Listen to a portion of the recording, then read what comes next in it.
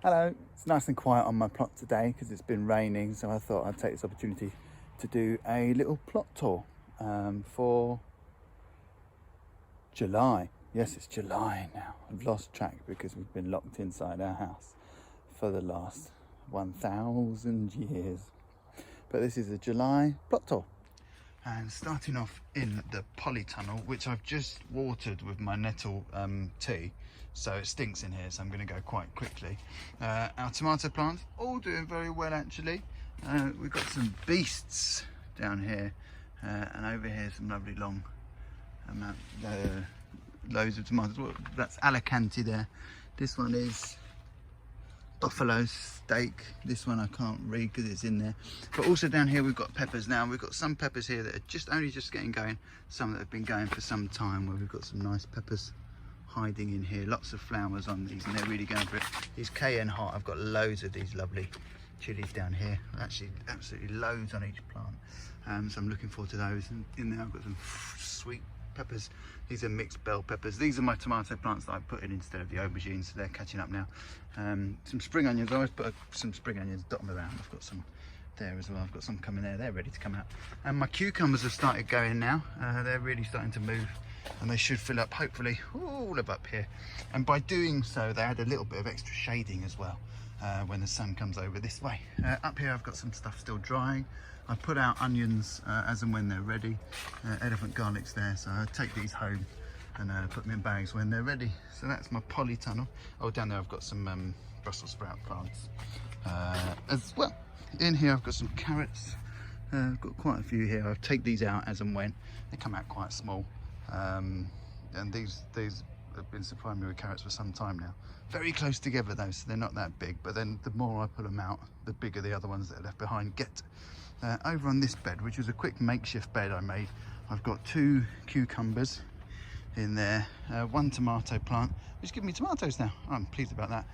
And sunflowers, so I should get this. Mainly the sunflowers are also to offer some shading to the polytunnel, so it doesn't get too hot.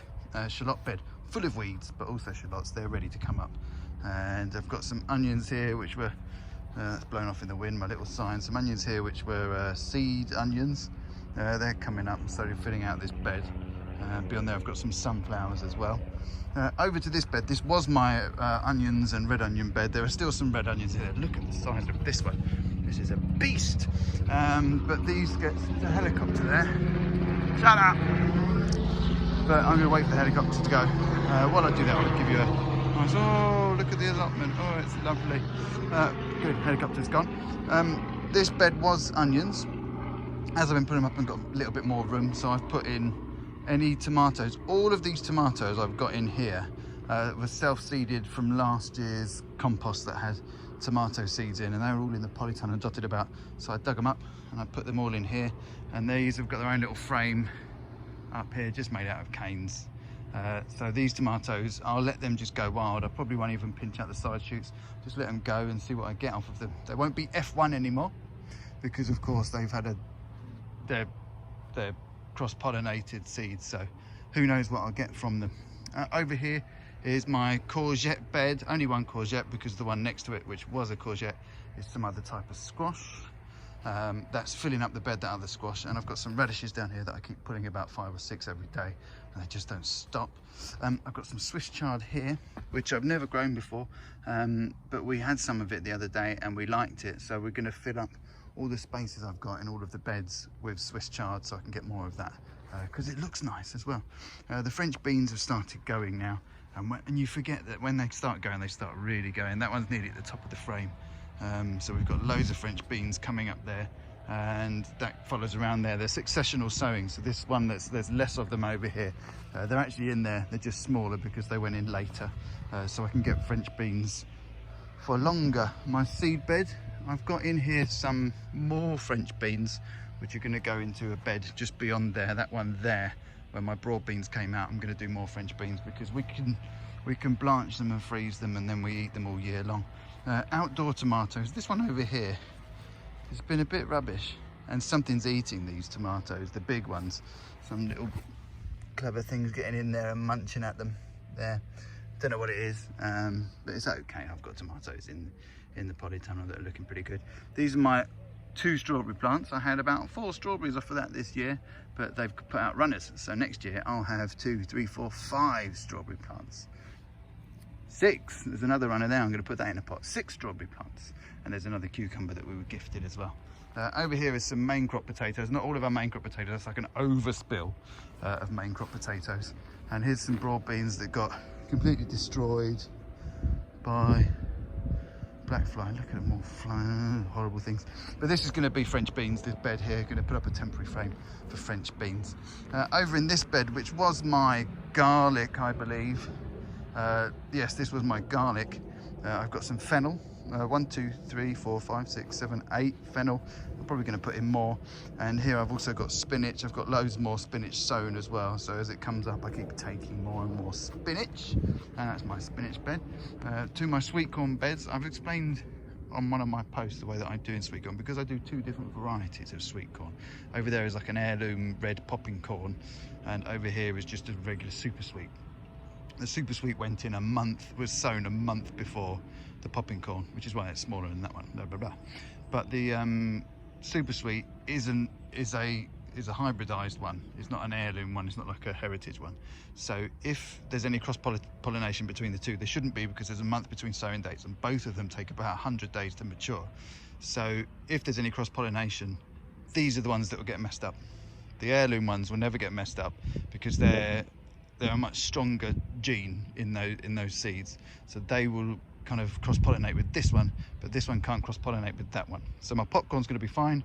This one, woo, tricky. But like I said, I've put 100 days, a month between the 2, so these ones should pollinate themselves first. Then these ones should pollinate, and there should be a good almost week at least between the 2. Putting out seeds and whatnot, not seeds, putting out pollen.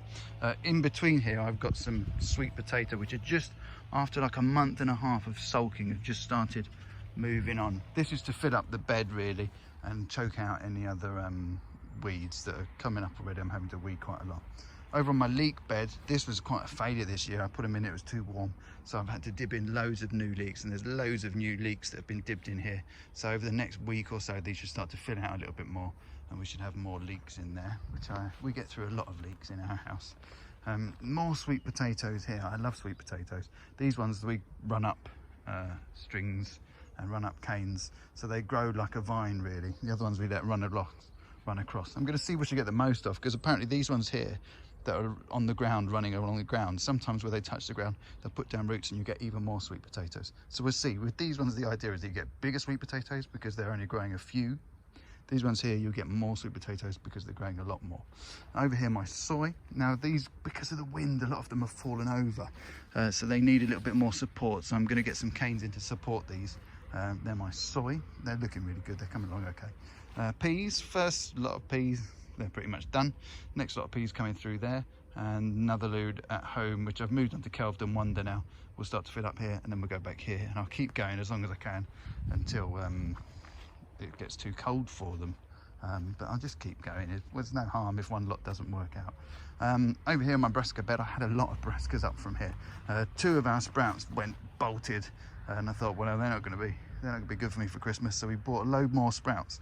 So all these little plants you see dotted around here, they're all sprouts. We're going to have plenty of sprouts for Christmas. Over here I've got 6 savoys. Over here I've got 1, 2, 3 cauliflowers. And I've still got 1, 2, 3, 4 broccoli. We've had a lot of broccoli this year, and we've had some really good cauliflowers as well, nice sized heads. Over here is my celeriac and celery bed. The front row here is celeriac, and beyond that is celery. That's really starting to kick on now. The trick with celery and celeriac is they're wet, like marshland plants, so you need to keep it wet. They don't like it being dry at all. As Monty would say, they like to have wet feet. In this bed here, I've got 2 butternut squash that are just starting to kick on. And this one here, I'm going to try and get to run all the way up there. And this one here, I'm going to try and get to run all the way down here. So it'll fill this bed and hopefully give me loads of butternut squash. My swede is starting to move on as well now. They were getting destroyed by a flea beetle, but they're starting to move along now. My turnips are okay. I'm having them every now and then and putting in some more, but I think I'm done sowing turnips and swedes because this bed, if I'm honest, has been a bit of a letdown. Over here's my second early and my main crop potatoes. The second early have flowered already, and I'm waiting for the plants to die down slightly. The main crop are just about to flower. I can see some flower heads in there, so they're getting ready to flower, which means those main crops over there will also be ready to flower. And there's some more second earlies over there. We had our first earlies up the other day. It's a bit underwhelming, but then they did really get hit by a hard frost and got knocked right the way back. So I'd say that's probably why they were a bit underwhelming. Looking forward to these ones though, they've got no excuses. Okay guys, now these here, this bed was my first early potatoes, and this has been turned over entirely to carrots. The first one is, I can't remember, a orange colour one, and this one is a mixture of orange carrots and all the rainbow colour carrots. So I was all going to be rainbow coloured carrots, and then I tipped out the seed packet, didn't read the back of the seed packet. I had like 5 seeds. So this bit is rainbow coloured carrots, this is orangey ones. They're broadcast, so I don't have to worry about pricking them out or anything like that, and then I won't have to worry about the carrot fly, which you have to whisper in case they hear you and know you've got carrots. This bed has still got some carrots and also some spring onions that I've dotted around. I keep pulling some every now and then. And this bed has got beetroot. I'm taking about 2 beetroot every couple of days for my wife because she likes beetroot, and I keep sowing other rows of beetroot as well. So there's loads more in there where I keep sowing them. And finally, yes, finally is my pumpkin bed. This has gone crazy, and we've got loads of pumpkins in there. I'll do a quick count of how many pumpkins we've got that have pollinated. Ooh, none there. I've got 1, 2, 3. I'm only going to count the ones that have definitely gone. 3. Oh, this is looking rubbish. 3. No, 4. There's one over there. 4. So far then, 4. But I'm expecting, the way this is going, I should probably get about 7 off of these. I'll limit it at 4 to each plant. I don't want really big ones. They're just the ones that are good for carving. And it looks like it's a bit busier than it is because you'll notice dotted in here I've got some more sunflowers, because my daughter's now decided she loves sunflower seeds. So we've got lots of sunflowers all around the plot now, mainly for the colour, but also because my daughter loves sunflower seeds. And that's pretty much everything in my allotment at the moment. Growing quite strong, enjoying it, and yeah, having a nice day. Apart from that helicopter, that really wound me up. Yeah, that's that. Have a nice day, everyone. Sorry if it's really long, and goodbye.